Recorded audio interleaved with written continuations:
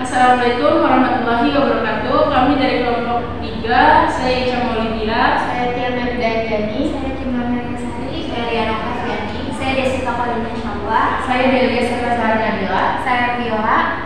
Kami di sini akan mendiskusikan tentang manajemen perubahan yang bertema penolakan terhadap perubahan. Nah, menurut kalian sendiri itu perubahan itu apa sih? Menurut saya ya, manajemen perubahan ya. Perubahan itu kan modifikasi kondisi di mana dari kita kecil bisa sampai sekarang nih, sampai umur 20 tahun, itu namanya perubahan diri kita ya. Coba kalau menurut Delia atau yang lain? Kalau menurut saya sih perubahan itu sesuatu yang berubah dari keadaan sebelumnya ke keadaan yang lebih baik. Kalau menurut Deswita apa? Menurut saya itu perubahan itu adalah proses di mana kita menemukan teknologi atau penemuan baru, terus apa ya? Iya, jadi itu lebih kerjanya tuh lebih efektif, lebih lancar gitu.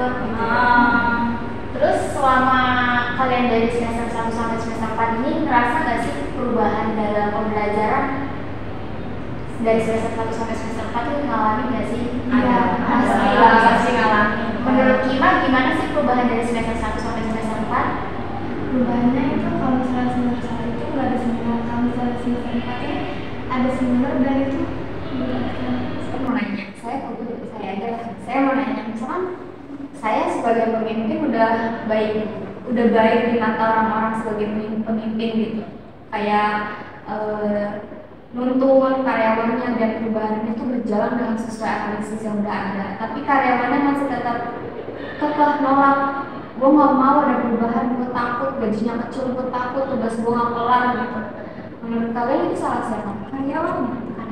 Karyawan, karena dia terlalu nyaman dengan cara yang lama kan, sama terlalu khawatir kalau kerjaan itu kalau pakai cara yang baru tuh bakal lebih sulit. Terus juga kan dia merepotkan, Dia gitu ya. apa sih berpikirnya Terus mungkin bakal susah beradaptasi pakai cara yang baru lagi. terus cara mengatasi kekhawatiran karyawan itu kayak gimana? Dengan dia banyak pelatihan mungkin.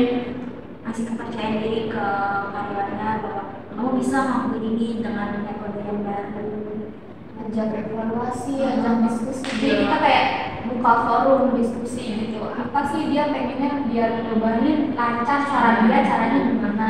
Dari pihak pemimpin pun kalau dia udah ngajarin saran, kita diolah sarannya, nggak cuma yang dia ngajarin pendapat nih ke kita sebagai pemimpin, tapi kitanya tetap peka sama keputusan kita. Karena kan nggak mungkin ya kayak gitu, organisasi itu kan bakal berjalan kalau dua karyawan sama pemimpinnya sama-sama mumpuni gitu di organisasi itu.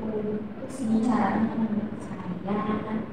Tapi kalau misalkan karyawannya, misalkan pemimpin udah ngasih yang terbaik nih kan ke karyawan, tapi karyawannya tetap kayak menolak perubahan. Jadi kita sebagai pemimpin tuh harus gimana? Apa kita nyari orang yang baru buat menerima perubahan tersebut, atau kita tetap pada karyawan itu tapi buat perubahannya pelan-pelan gitu. Pertama sih Harus tuntut karyawannya dulu. Kita harus beri dukungan penuh ke karyawannya, pelan-pelan kita ajarin, kasih tahu alasan perubahannya apa. Mungkin kalau karyawan lagi susah dibilangin, Kalau dia masih menentang terus baru ada kita cut off, mungkin kita recruit cari yang baru. Kalau menurut gue sih, kita lihat dulu nih prestasi karyawan kayak gimana. Misalkan gue ada di usaha kayak konveksi, terus abis itu menurut gue nih cara ngejahit dia, cara dia membentuk baju, bikin pola baju itu bagus dan kita perlu dia, tapi dia nolak perubahan itu.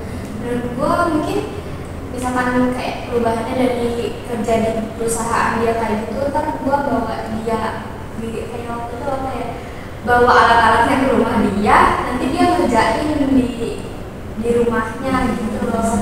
Kita kasih ya senyaman dia. Senyamannya dia kayak gimana kalau karyawannya berprestasi ya. Kalau menurut gue, kalau kamu nggak berprestasi buang aja. Kayak jadi kalau berprestasi juga misalkan berprestasi ya, kalau dia mau terima kita juga bisa kayak ninggiin gajinya lagi ya. Harus ada tawar menawar gaji itu harus, apalagi di Indonesia ini kan inflasinya naik turun kan. nggak punya cukup gaji segitu. Jadi kan tadi kita udah diskusi nih kayak mengatasi cara penolakan dari perubahan, menata karyawan menolak perubahan gitu kan. Jadi kesimpulannya apa sih? Intinya gitu, biar perubahan itu tetap berjalan tapi karyawannya juga, masa karyawan atau mahasiswanya tetap mau gitu ikutin dukung perubahan itu. Kesimpulannya gitu. Jadi kesimpulannya mungkin perubahan sebenarnya nggak semuanya negatif, ada sisi positifnya.